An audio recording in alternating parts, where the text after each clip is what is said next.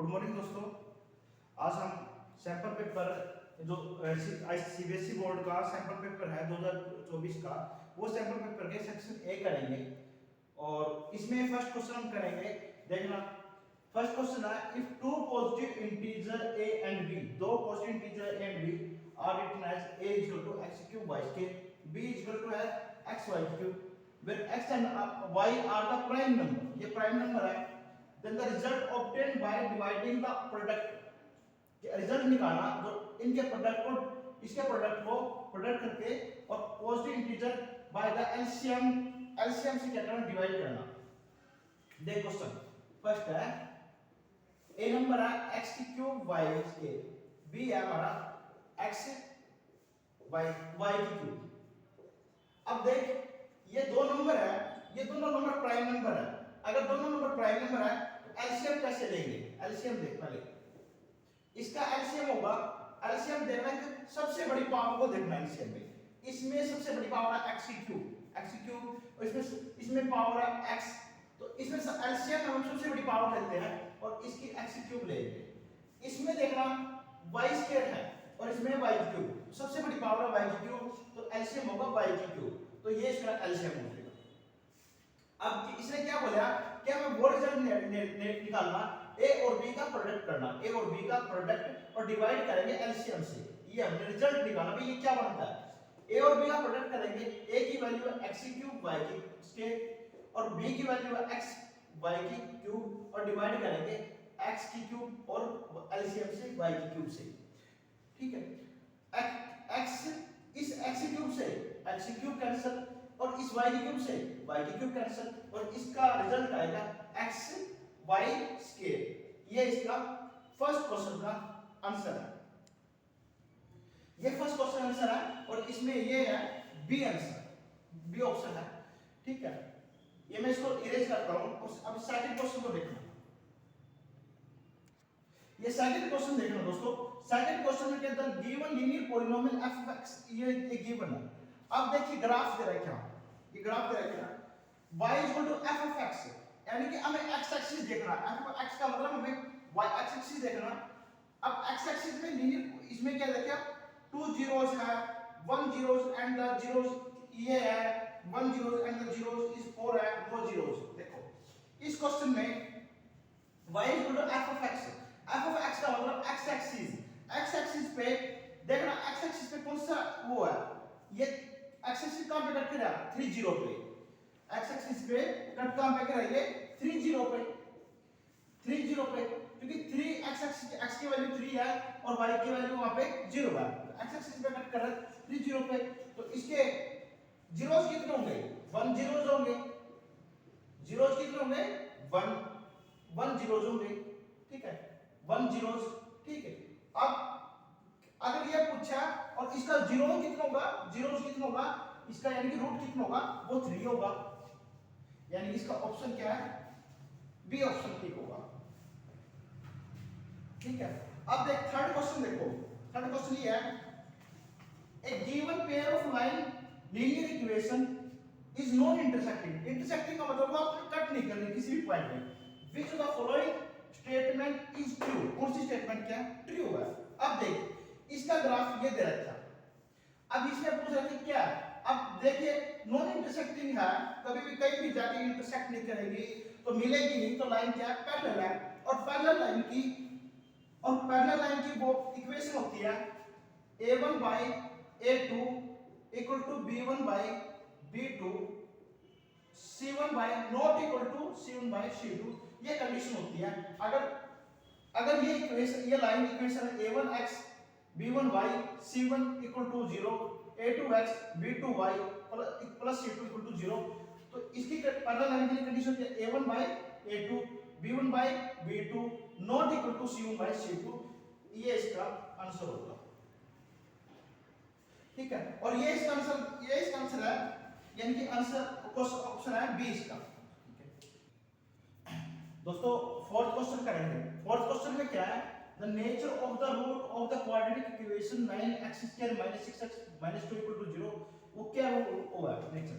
देखो fourth question में nature कैसे निकालते हैं, अगर b² - 4ac अगर ग्रेटर देन 0 है, तो रियल रूट है, रियल रूट।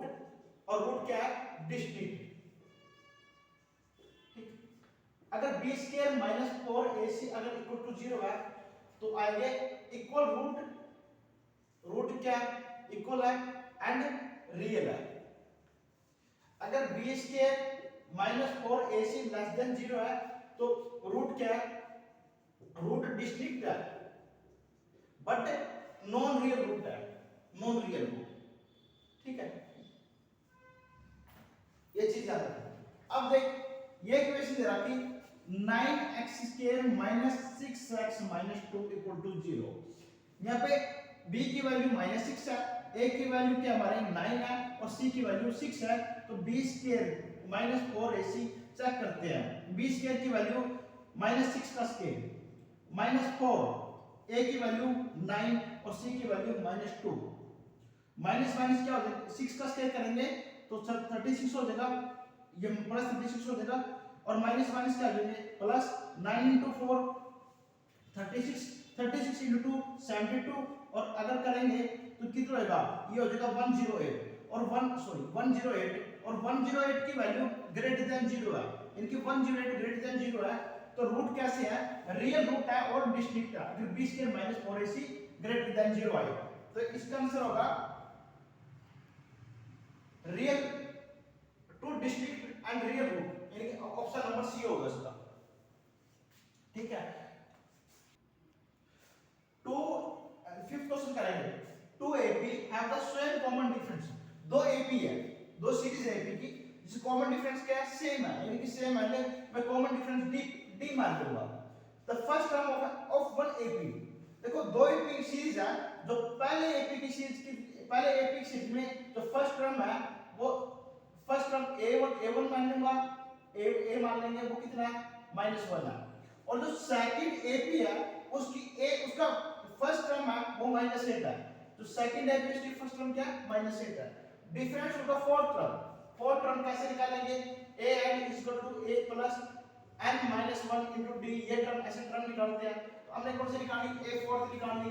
a फोर्थ का मतलब a प्लस n माइनस 1, यानी कि n माइनस 1 की क्या करेंगे? तो 4 माइनस 1 करेंगे 3d हो जाएगा।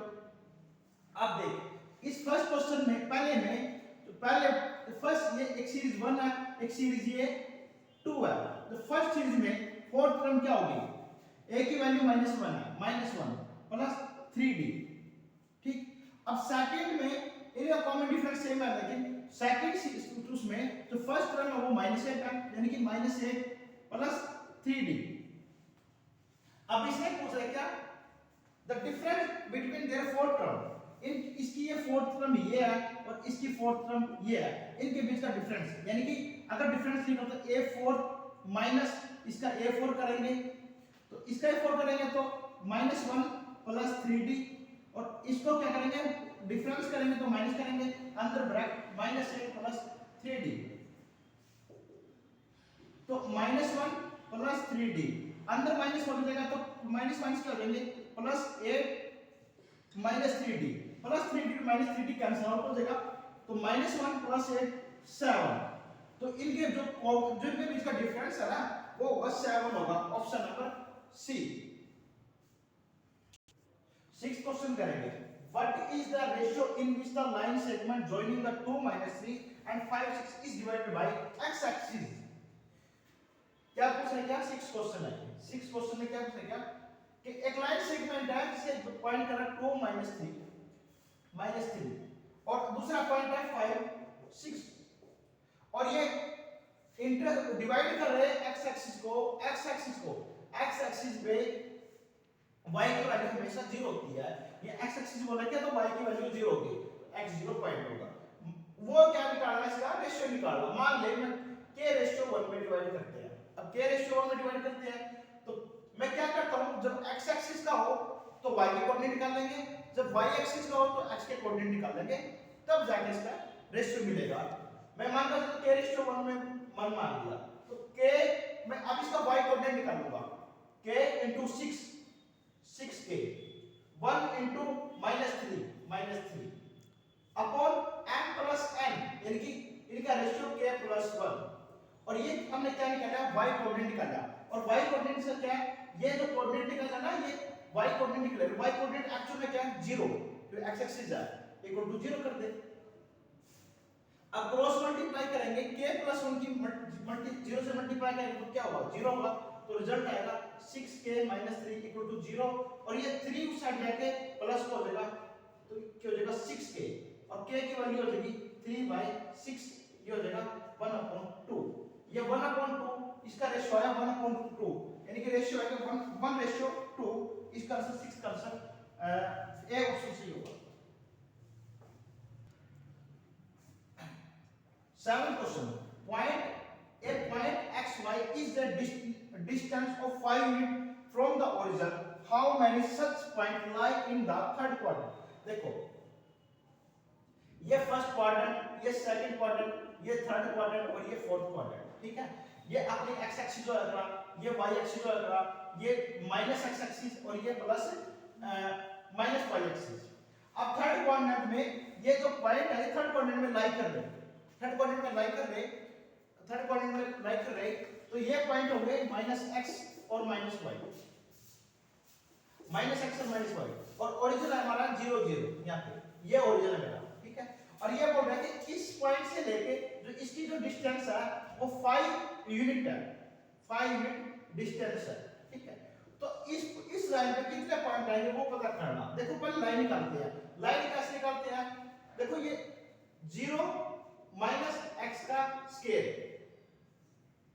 प्लस 0 - y का स्क्वायर, और एक्चुअल में कितनी यूनिट दूर है वो 5 यूनिट, यानी कि 5। और इस साइड के रूट है तो दोनों साइड में क्या करता हूं, स्क्वायर कर लेता हूं।